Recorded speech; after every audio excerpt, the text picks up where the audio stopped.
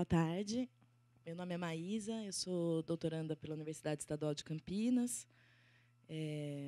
O título da minha apresentação é Democracia Hackeada, uma abordagem filosófica aos desafios tecnopolíticos da contemporaneidade.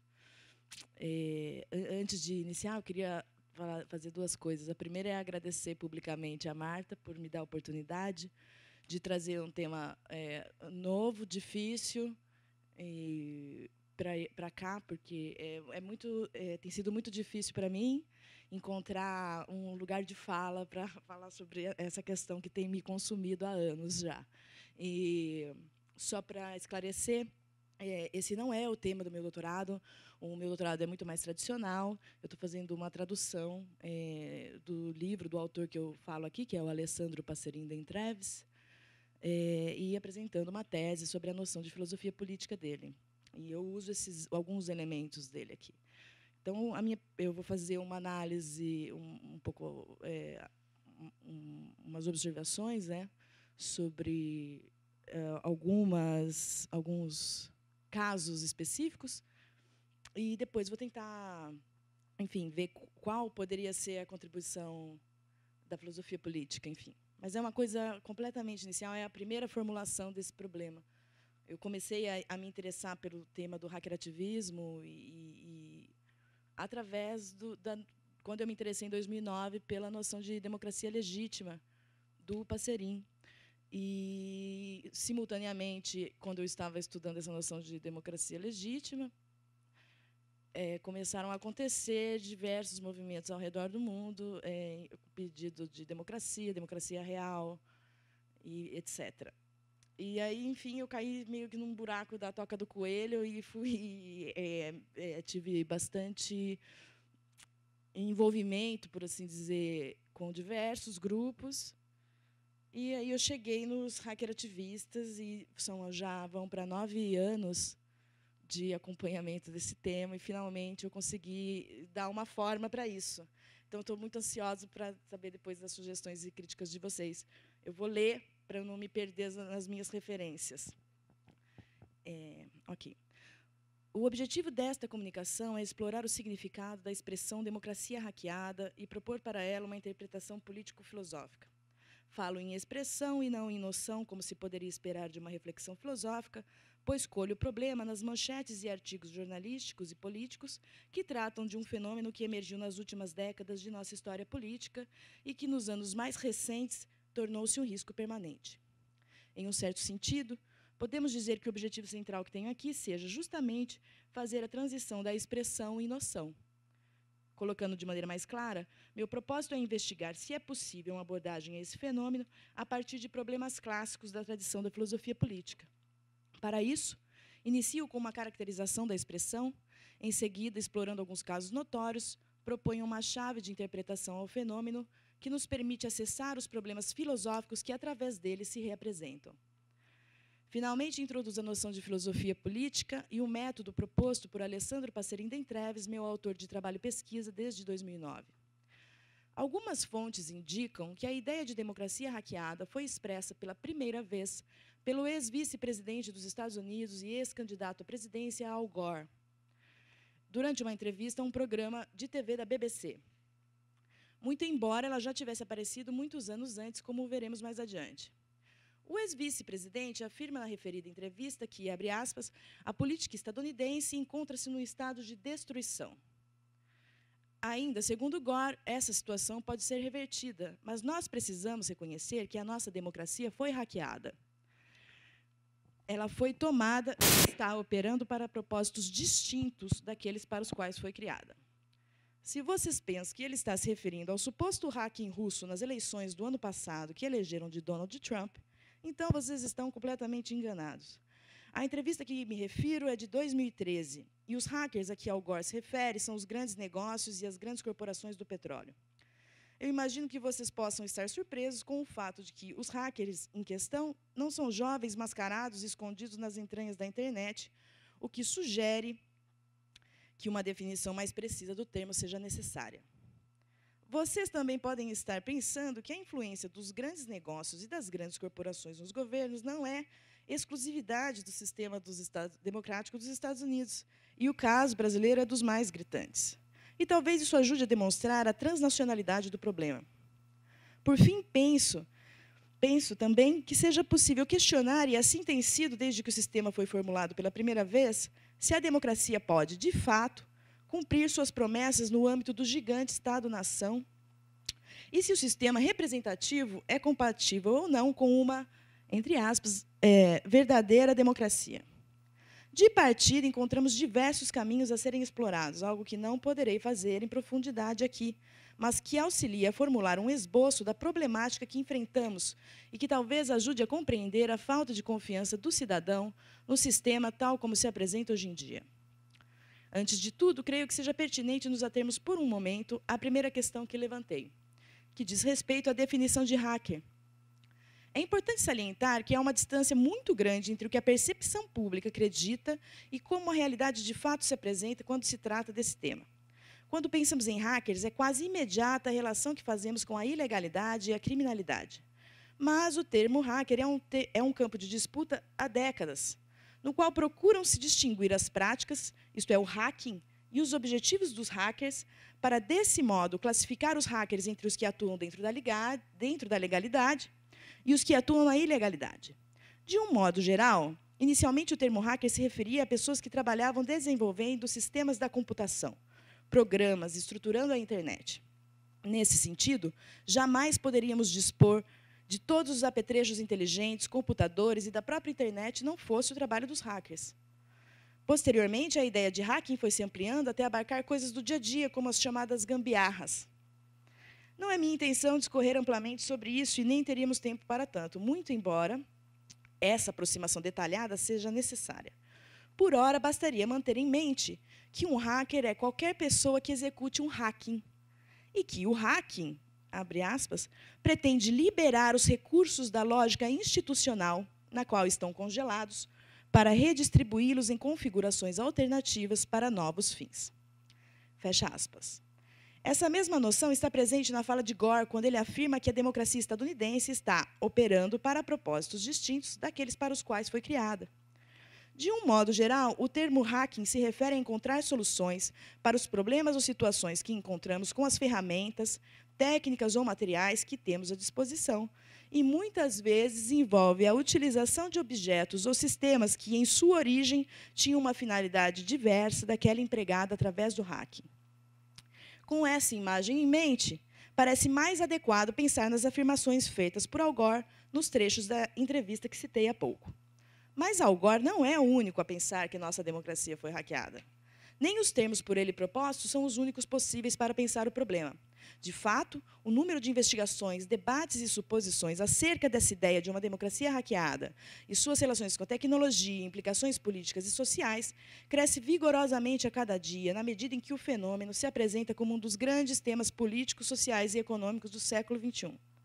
Por exemplo, em agosto desse ano de 2017, o Chicago Council on Global Affairs promoveu um evento reunindo especialistas em segurança de diversas áreas para debater a democracia hackeada.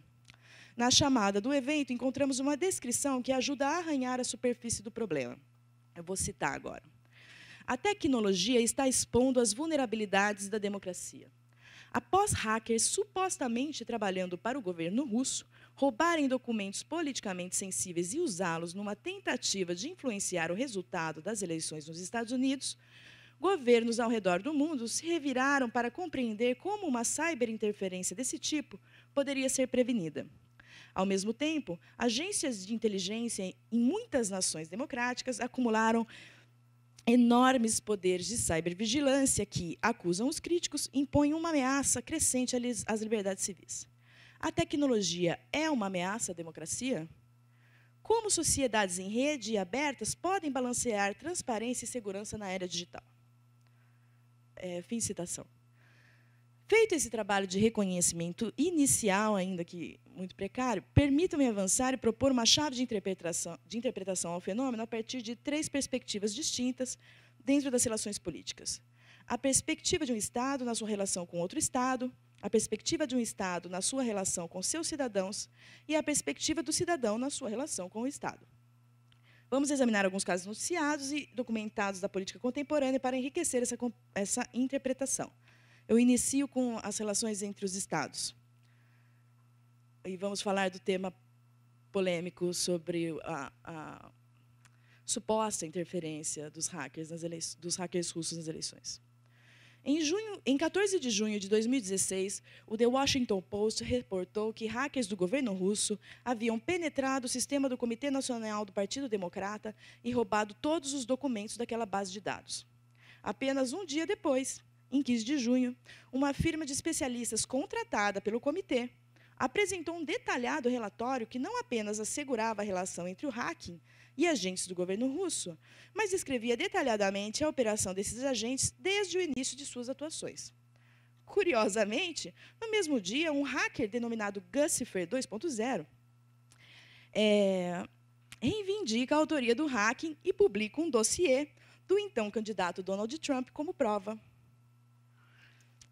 Ainda no mesmo dia, 15 de junho de 2016, o Donald Trump sugere que o Comitê Nacional do Partido Democrata tenha hackeado a si próprio como modo de distrair a atenção do público das falhas da sua então candidata Hillary Clinton, mais especificamente do fato de que a própria Hillary havia manipulado as plenárias para que o Bernie Sanders não fosse candidato.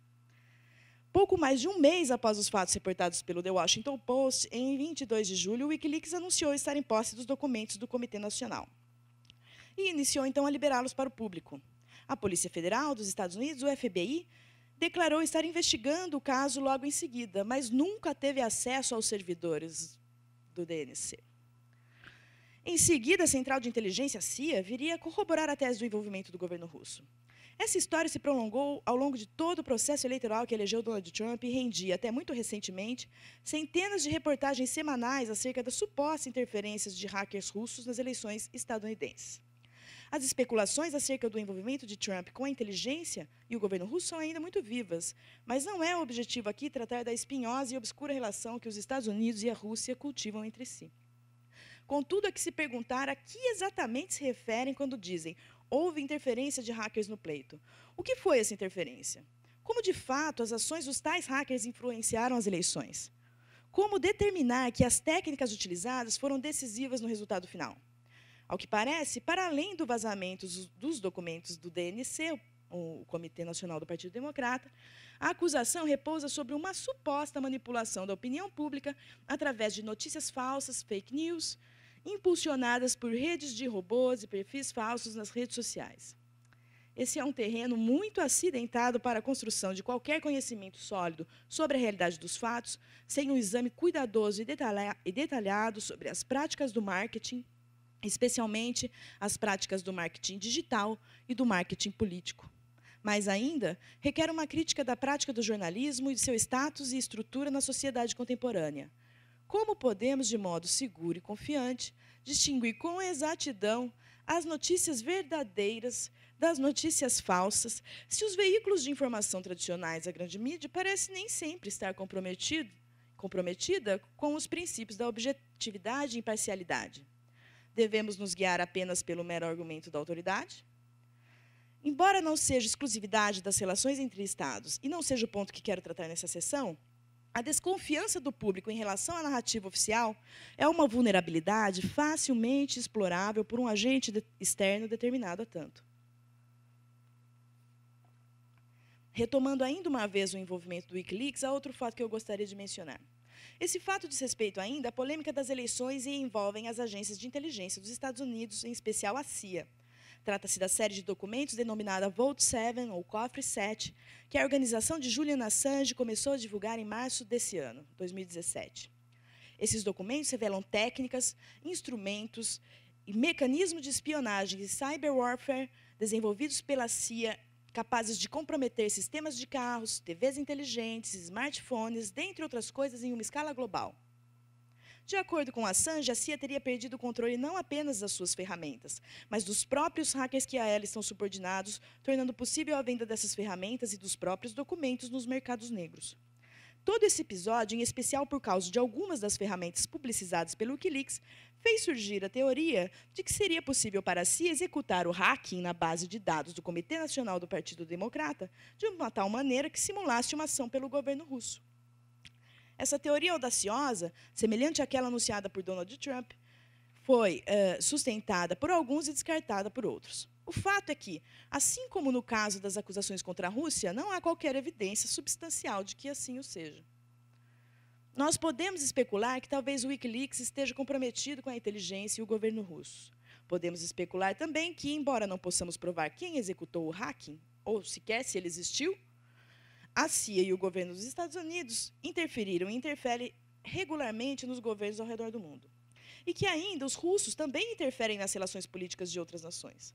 De um certo modo, nós podemos seguramente dizer que o Comitê Nacional do Partido Democrata e, posteriormente, as eleições dos Estados Unidos foram hackeadas virtualmente ao mesmo tempo pela CIA, pelo Comitê Nacional do Partido Democrata, pelo hacker Guccifer 2.0 e pelos russos. A maior vulnerabilidade da democracia no âmbito das relações internacionais entre os Estados é, sem dúvida, a cultura da espionagem, do segredo e das operações secretas desenvolvidas e perpetuadas pelas agências de inteligência ao redor do mundo. E essa vulnerabilidade se dá por dois aspectos, pelo menos. O primeiro deles diz respeito ao funcionamento próprio desse mundo do segredo e da espionagem, que, em última instância, compromete o próprio segredo e as operações das agências de inteligência, na medida em que os diversos grupos e agentes isolados em seus segredos, desconhecem o segredo dos outros grupos e agentes também isolados em seus segredos. Permita-me ilustrar o que quero dizer com uma passagem de um dos últimos contos escritos por Ítalo Calvino, o qual extraí do artigo Democracia e Segredo de Norberto Bobbio. O conto se chama Un re in ascolto, um rei na escuta. E a passagem se segue da seguinte maneira. Os espiões estão escondidos atrás de cada cortinado, das cortinas, das tapeçarias. Os teus espiões, os agentes do teu serviço secreto que têm a tarefa de redigir relatórios minuciosos sobre as intrigas do palácio. A corte pulula de inimigos, a tal ponto que é cada vez mais difícil distingui-los dos amigos. Sabe-se certamente que a conspiração que há de destronar-te será formada pelos teus ministros e dignatários. E tu sabes que não há serviço secreto que não esteja infiltrado por agentes do serviço secreto adversário.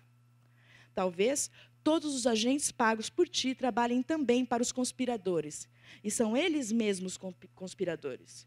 E isso te obriga a continuar a pagá-los para mantê-los sob controle pelo mais longo tempo possível.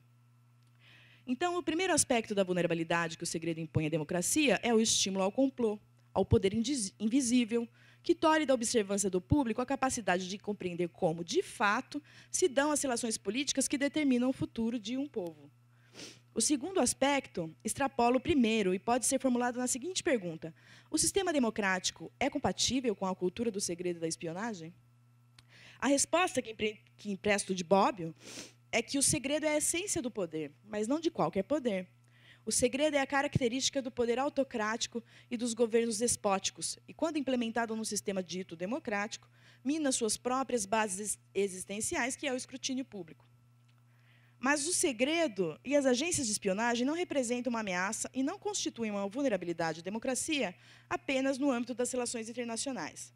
Vou avançar agora para a segunda perspectiva do problema da democracia hackeada que eu propus inicialmente, a relação do Estado com o cidadão. Se pensarmos na relação dos deveres que o Estado, que adota o governo democrático, tem para com o cidadão, faz sentido pensar que garantir a legitimidade do próprio sistema seja sua função número 1. Ou seja, é dever do Estado democrático garantir com segurança que a democracia seja exercida de fato através dos instrumentos criados para tanto. Não é segredo algum que o sistema da democracia representativa está inteiramente sustentado na validade do sufrágio universal que legitima o sistema democrático e as atuações do Estado através de seus representantes. Como já tratamos anteriormente, ao que tudo indica, a legitimidade do processo eleitoral pode estar seriamente comprometida pela atuação das agências de inteligência ao redor do mundo e pela atuação de empresas e corporações que impõem seu interesse através de doações, financiamentos e conluios com aqueles mesmos representantes que o povo julga trabalhar para si. Pode ainda estar comprometida pela facilidade com que é possível manipular o público através das diversas técnicas de informação e desinformação. E, como já vimos por essa via de raciocínio, podemos entender como a democracia pode ter sido hackeada. Mas o ponto que eu quero tratar aqui é ainda outro. E ele também diz respeito à fragilidade da democracia representativa que se apoia no sufrágio universal. Eu afirmei no início dessa fala que a ideia de democracia hackeada já havia surgido muito antes dos pronunciamentos de Al Gore naquela entrevista de 2013. Eu não posso dizer agora se antes disso houve ainda algum fato que remetesse a essa ideia específica. Mas o que eu posso dizer é que em 2006 a HBO lançou um documentário intitulado Hacking Democracy, o qual recebeu diversos prêmios e que mostra um grupo de cidadãos que exigiu que perícias independentes fossem realizadas nas urnas eletrônicas dos Estados Unidos. Uma das empresas que oferece as urnas eletrônicas dos Estados Unidos, a Diebold, é a mesma que as oferece no Brasil e atua em mais de 90 países ao redor do mundo. A Diebold não atua apenas no ramo das eleições, mas fornece ainda caixas eletrônicos e outros aparelhos a bancos, etc. Nesse documentário da HBO são demonstradas diversas falhas de segurança e diversas irregularidades no processo eleitoral dos Estados Unidos. Recentemente, na DEFCON de 2017, uma das maiores convenções hackers do mundo, que acontece em Las Vegas, nos Estados Unidos, foi proposto um desafio que convidava os participantes a hackearem as urnas eletrônicas como um teste para verificar seu nível de segurança. O resultado é que diversos hackers encontraram diversas falhas, sendo que a primeira vulnerabilidade foi explorada com sucesso em cerca de 90 minutos. Todas as urnas de todos os fornecedores dos Estados Unidos, incluindo a Diebold, tiveram sérias falhas de segurança encontradas durante o desafio. No Brasil, são diversos os casos de fraudes nas eleições e falhas nas urnas eletrônicas relatados, ainda que timidamente, pela mídia. Mais recentemente, o caso das urnas eletrônicas tem conseguido maior visibilidade no debate político brasileiro através do trabalho do professor e pesquisador da Unicamp, Diego Aranha. Segundo o professor que compôs uma das primeiras equipes a executar um teste de segurança independente nas urnas brasileiras em 2012 apenas, pasmem, o processo eleitoral brasileiro possui diversas falhas. Essas falhas incluem vulnerabilidades, desde vulnerabilidades no software até fraudes executadas pelos mesários. O problema do sigilo nos testes das urnas e da repetição do mantra "as urnas são seguras", por parte de alguns, mesmo com evidências tão gritantes do contrário, de certo não ajuda a opinião pública a estabelecer uma relação de confiança no processo eleitoral e, por consequência, no próprio sistema democrático. Se pensarmos bem, a ideia de que as eleições podem ser fraudadas sequer depende da condição do voto através das urnas eletrônicas. Por exemplo, desde que a Justiça Eleitoral iniciou o cadastramento biométrico, já encontrou milhares de títulos eleitorais duplicados e alguns casos em que uma única pessoa possuía dezenas de títulos cadastrados. De fato, o processo eleitoral, sejam as eleições realizadas por voto no papel ou por voto eletrônico, sempre pode sofrer de interferências externas que operam sobre o funcionamento do sistema para fins muito distintos daqueles para os quais foi criado. Então, me parece lógico e necessário colocar a pergunta: pode o Estado garantir a segurança e confiabilidade do sufrágio universal que legitima o sistema da democracia representativa? Ao que tudo indica, essa possibilidade não existe. Ela não existe porque não se trata apenas de garantir a segurança do processo eletrônico, que pode ou não ser hackeado. Não é possível para o Estado garantir a segurança e legitimidade do sufrágio, porque, independentemente da segurança que os sistemas da informação possam garantir, esses sistemas são sempre operados por pessoas. E as pessoas, como todo manual hacker ensina, são o nó mais exposto e mais vulnerável a um ataque externo. As técnicas de engenharia social são as mais diversas e, muitas vezes, são o principal instrumento do hacker para conseguir acesso a um determinado sistema. Para explicar com vocabulário mais familiar a tradição do pensamento político, eu diria que as pessoas, os funcionários, podem ser corrompidos, manipulados, enganados, coagidos, chantageados com maior facilidade. Seria demais pensar que essa falha em nosso sistema de governo está enraizada na própria concepção de democracia representativa? Nesse sentido, a democracia representativa, apoiada no sufrágio universal, nasceu para ser hackeada e fraudada. E assim, nas relações internas de um Estado com relação ao seu cidadão, o próprio modelo da representatividade se apresenta como a principal vulnerabilidade do sistema democrático. Mas se assim o é, e se não podemos confiar nem mesmo que nosso esforço em escolher um candidato, ir até as escolas e exercer o direito ao voto nos garantirá a mísera fatia de participação efetiva que nos foi destinada em nosso governo, então, o que poderemos fazer? E agora eu vou falar sobre a relação entre o cidadão e o Estado, essa perspectiva.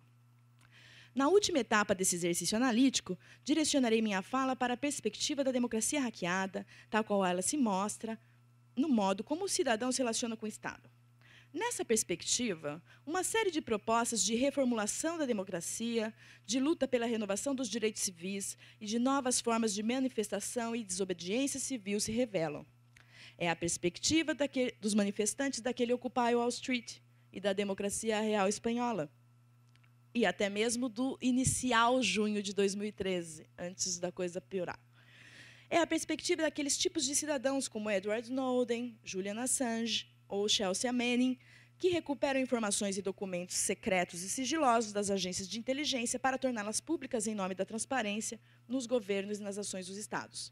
É a perspectiva de cidadãos, como aqueles do documentário da HBO ou do professor Diego Aranha, que exigem e performam testes independentes sobre a segurança do sistema eleitoral. E é também a perspectiva por trás das ações de grupos como o Anonymous, que instituíram novas formas de protesto e de desobediência civil que não requer do cidadão a exposição aos perigos das manifestações de ruas de hoje em dia. Em todos esses exemplos, é possível vislumbrar um desejo em comum, aquele de aperfeiçoar o atual sistema democrático. É um desejo de hackear a democracia, de fazê-la operar de uma maneira distinta daquela pela qual opera hoje. Se as manifestações de rua se tornaram palco de batalhas sangrentas, é possível protestar em segurança? Se o processo eleitoral possui vulnerabilidades que comprometem seu funcionamento correto, é possível consertá-lo? Se o modelo representativo constitui uma grave falha para o sistema democrático, é possível conceber outros modelos que eliminem o problema? Se o amor ao segredo, a espionagem e a cultura das agências de inteligência se apresenta como uma ameaça ao Estado democrático de direito e é mesmo incompatível com o tipo de governo democrático, poderia uma cultura da transparência restaurar a democracia? Eu não estou querendo dizer que essas soluções propostas são as melhores, ou que devemos acreditar na benevolência de quem as sugere. Por outro lado, como procurei demonstrar ao longo dessa análise, não parece ser prudente continuar acreditando no funcionamento e na legitimidade do atual modelo na presente conjuntura dos fatos. O sistema foi hackeado, é verdade. Mas poderíamos hackeá-lo de volta? Quando iniciei essa divagação, na breve passagem explicativa sobre a noção de hacker, eu disse que havia ao menos duas maneiras de classificar os hackers: aqueles que agem na legalidade e os que agem na ilegalidade. Qualquer hacker pode encontrar falhas de segurança e vulnerabilidades em sistemas. A questão é, ele explora essas falhas e vulnerabilidades para tirar vantagem em seu favor ou de terceiros, ou ele as explora para consertá-las e propor a elas soluções? Eu gostaria de me aprofundar mais nessa terceira perspectiva que acabamos de analisar, mas simplesmente não há tempo suficiente. Me resta a tarefa de fazer a ligação entre o fenômeno e problemas clássicos da tradição da filosofia política. A que coisa me refiro quando falo em filosofia política? Quando olhamos para a história do pensamento político, nos deparamos com uma infinidade de reflexões sobre os mais variados temas políticos, diversas metodologias, além de opiniões sobre a possibilidade ou não de uma filosofia política. A perspectiva que quero adotar aqui é aquele do autor central de minha pesquisa, o filósofo italiano Alessandro Passerin d'Entreves. Muito embora ele reconheça a diversidade de interpretações que podem ser dadas à tarefa da filosofia política e reconheça os temas políticos que se apresentam sob essa alcunha, para ele, o principal tema de reflexão filosófica no campo político é o tema da obrigação política. Em sua obra The Notion of State, d'Entreves afirma, citando Isaiah Berlin, que a teoria política jamais perecerá enquanto houver o desejo pela explicação e pela justificação, e que a sua obra é a defesa de uma certa abordagem ao problema político. Nesse método de abordagem ao problema político, a filosofia deve guiar a investigação através da noção de obrigação política, tendo como sua principal ferramenta a história das ideias. No caso específico da noção de Estado, d'Entreves delimita três aspectos distintos: força, poder e autoridade. Esses aspectos dizem respeito ao mesmo tempo à forma como a noção se desdobra, isto é, aspectos estruturais e conceituais do Estado, e também a divisão instrumental metodológica que o filósofo italiano faz da história das ideias. Assim, força é o aspecto do Estado, da dimensão do realismo político e da ciência política. Poder é o aspecto jurídico do Estado, que qualifica a força e se coloca na dimensão do direito e das ciências jurídicas. Por fim, o aspecto da autoridade, ou da legitimidade do título último do poder, é próprio da filosofia, porque extrapola os limites da experiência e nos leva a juízos próprios do reino dos valores. As reflexões sobre a autoridade, sobre a legitimidade, estão no cerne do problema da obrigação política, cuja principal pergunta se apresenta do seguinte modo: por que devo obedecer às leis? Chegamos ao ponto no qual eu posso retomar a pergunta que primeiro estimulou essa comunicação. Pode a filosofia política dar uma contribuição aos problemas que enfrentamos em nossa contingência técnico-política, especificamente esse que eu tratei aqui? Permitam-me retomar brevemente a noção de democracia hackeada que explorei anteriormente para encaminhar uma conclusão. Na minha análise, investiguei 3 perspectivas distintas dessa noção. As 2 primeiras diziam respeito à possibilidade de agentes externos explorarem as falhas e vulnerabilidades do sistema atual para tirarem vantagem para si ou para terceiros. A terceira dizia respeito ao desejo de uma parcela de cidadãos ou de grupo de cidadãos de consertar essas falhas e eliminar essas vulnerabilidades do sistema. Das vulnerabilidades que identificamos, poderíamos propor problemas filosóficos decorrentes do problema da obrigação política para ao menos 2 deles. A primeira vulnerabilidade, aquela viabilizada pela cultura do segredo e da espionagem, corresponde à clássica pergunta: quem guardará aos guardas? Quem guardará os guardiões? Porque se o princípio da democracia pressupõe escrutínio constante do público e a cultura do segredo impõe o oposto disso, certamente podemos nos perguntar, afinal, quem controla aqueles que nos controlam? A segunda vulnerabilidade, aquela decorrente da impossibilidade de se garantir a segurança do sufrágio universal no modelo da democracia representativa, corresponde ao problema da legitimidade do sistema e da ideia de representatividade e sua compatibilidade com a própria concepção de democracia. As críticas ao modelo da democracia representativa são tão antigas quanto a própria democracia representativa. Alessandro Passerin D'Entreves, no livro já citado, denuncia o sistema atual como uma mera democracia legal ou jurídica, isto é, uma democracia meramente pró forma. Então, pode a democracia ser considerada legítima, democracia de fato, dentro do modelo representativo apoiado no sufrágio universal no âmbito do Estado-nação? Por fim, na última perspectiva que observei, não analisei as vulnerabilidades, e sim aqueles que tentam propor soluções a essas. Eu não tive tempo de me aprofundar nessa análise, mas é bastante claro que, apesar do propósito nobre, muitas das ações desses cidadãos e das soluções propostas se encontram juridicamente numa área cinzenta, entre, precisamente, a legalidade da lei e a sua legitimidade. E essa é uma questão que corresponde ao problema da autoridade e que é central para toda a problemática clássica da obrigação política: o dever à obediência, o direito à resistência, o dever à desobediência, etc. Minha intenção aqui não foi aquela de apresentar grandes esquemas ou encontrar grandes respostas. Na verdade, a tarefa a qual me propus era muito mais simples. Era aquela de verificar se é possível propor uma interpretação filosófica a um fenômeno cada vez mais presente na nossa experiência política. Assim, o primeiro passo foi propor uma transição analítica da expressão democracia hackeada em uma noção que pudesse ser trabalhada filosoficamente. Em seguida, apresentei um recorte da filosofia política que julgo ser apropriado para trabalhar essa noção. Por fim, procurei relacionar a análise da noção de democracia hackeada a problemas clássicos da tradição do pensamento político, dentro do recorte proposto. Eu gostaria de encerrar lembrando ainda uma vez que essa pesquisa encontra-se em estágio germinal, mas quero acrescentar que estou plenamente convencida de que uma reflexão filosófica aprofundada, que parta do problema da obrigação política e se formule a partir da história das ideias políticas e também das práticas e mecanismos de persuasão político-social tão comuns hoje, não é apenas importante para lidar com os desdobramentos políticos futuros. Ela é absolutamente necessária para a reformulação da própria experiência política num mundo em plena e rápida transformação. Obrigada.